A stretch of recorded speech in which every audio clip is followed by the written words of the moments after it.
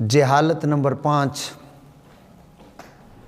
اب اس میں ملی جلی چیزیں آ جائیں گی کہ مسلمانوں میں سب سے زیادہ غربت ہے، دنیا میں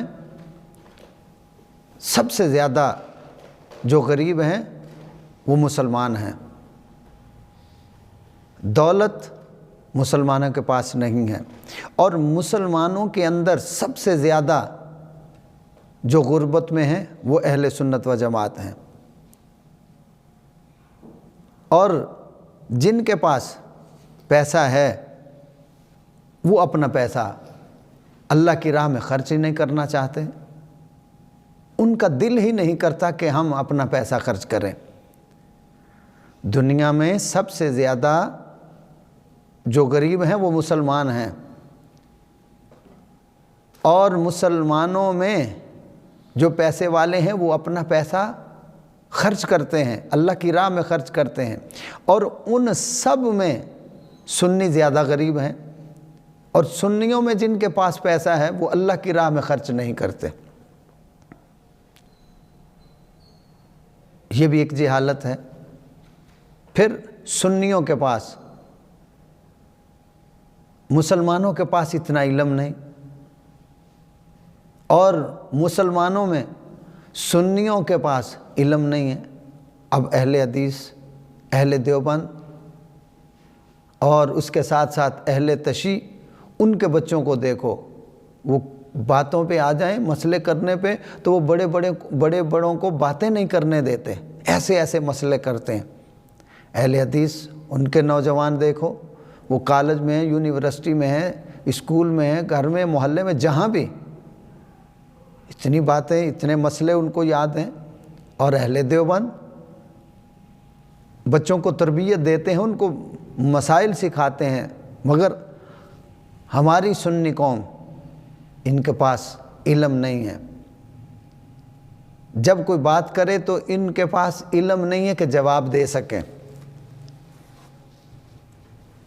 اس کے ساتھ جن کے پاس علم ہے، اگر سنیوں میں کسی کے پاس علم ہے تو اس کی گردن میں اسٹیل کا سریا ہوتا ہے، اس کی گردن نیچے جھکتی ہی نہیں ہے، اس میں تکبر اتنا پیدا ہو جاتا ہے۔ میں نے خود دیکھا کہ 2-3، اب میں نام نہیں لیتا، 2-3 علماء سے میں نے، اب میں اشارہ دیتا ہوں بس، مسئلہ پوچھا تو کہنے لگے ایسے مسئلے بتا دیے جاتے ہیں کہ اس قدر سریا پیدا ہو جاتا ہے۔ ایک تو ہمارے پاس پیسہ نہیں ہے، اور جن کے پاس پیسہ ہے وہ خرچ نہیں کرتے، اور پھر ہمارے پاس علم نہیں ہے۔ علم کے معاملے میں بھی سنی قوم جاہل ہے کہ جواب نہیں دے سکتے کسی کو۔ مسئلہ عوام میں یہ زیادہ ہے کہ مسئلہ نہیں بتا سکتے، کوئی بحث کرے تو جواب نہیں دے سکتے، اور اگر کسی کے پاس علم ہے، چاہے وہ دینی ہے، دنیاوی ہے، تو اس کی گردن میں ایک سریا آ جاتا ہے۔ اور پھر ہماری مسجدیں ویران ہیں، ہمارے پاس عمل بھی نہیں ہے۔ اہل دیوبند کی مسجدیں نماز کے وقت آباد ہوں گی، اہل حدیثوں کی مسجدیں نماز کے وقت آباد ہوں گی، مگر سنیوں کی مسجدیں ویران ہوں گی۔ بڑی سے بڑی مسجد، چھوٹی سے چھوٹی مسجد، 2، 4، 5، 10، 20، 25 نمازی، بس۔ دولت ہمارے پاس نہیں، علم ہمارے پاس نہیں، عمل ہمارے پاس نہیں ہے۔ ہمارے پاس کیا ہے؟ اس کی غیبت کر لو، اس کی غیبت کر لو، اس کی چغلی کر لو، اس کی چغلی کر لو، اور باجوں پہ ناچ لو، ڈھولوں پہ ناچ لو، اور اس کے ساتھ ساتھ میلے ٹھیلے کر لو، میلوں پہ ناچ لو، فلاں میلے پہ جا رہے ہیں، فلاں میلے پہ جا رہے ہیں، بس یہ ہمارے پاس ہے۔ جہالت ہی جہالت ہے۔ اس کے بعد ہمارے پاس اتفاق نہیں ہے، ہمارے پاس اتحاد نہیں ہے۔ اب غور کیجئے کہ مسجد इंतज़ामिया आपस में लड़ रही है, अहले मोहल्ला आपस में लड़ रहे हैं, उलमा आपस में लड़ रहे हैं। कि आप देखें कि फेसबुक पर, यूट्यूब पर उलमाए अहले हदीस, उलमाए अहले देवबंद, कोई थोड़ा बहुत उनका होगा, वरना वो अपने मसाइल को अंदर बैठ के हल करते हैं। मगर हमारे सुन्नियों को पता नहीं ये बद्दुआ है या क्या है। मेरी बातों का बिल्कुल गुस्सा नहीं करना, इसे समझना है कि हमारा मुआशरे में, ज़माने में, लोगों में, अवाम में क्या किरदार है, हम क्या उनको बता रहे हैं। अब एक आलिम दूसरे आलिम को बुरा भला कह रहा है, वो आलिम दूसरे को, और फिर फेसबुक पे, ट्विटर पे बना के चढ़ा दिया जाता है, उस वीडियो को यूट्यूब पे डाल दिया जाता है। वो उसको बुरा भला, वो उसको बुरा भला कह रहा है, वो उसको पता नहीं क्या से क्या, मैं अल्फाज इस्तेमाल नहीं करना चाहता, कि इस कदर कि आपस में इत्तेफाक नहीं है, आपस में एक दूसरे को मानने का जज्बा नहीं है, कोई किसी को मानने को तैयार ही नहीं है। हर कोई कहता बस मैं ही मैं, कोई नहीं है, वो छड़ यार। हमारे सुन्नियों में, अवाम में भी यही है, उलमा में भी यही बात पाई जाती है कि हम खुद अपने आप को रुसवा कर रहे हैं, अपने आप को खुद परेशान और जलील कर रहे हैं। फिर हमारे पास सूबाई सतह पे कोई क़यादत नहीं है,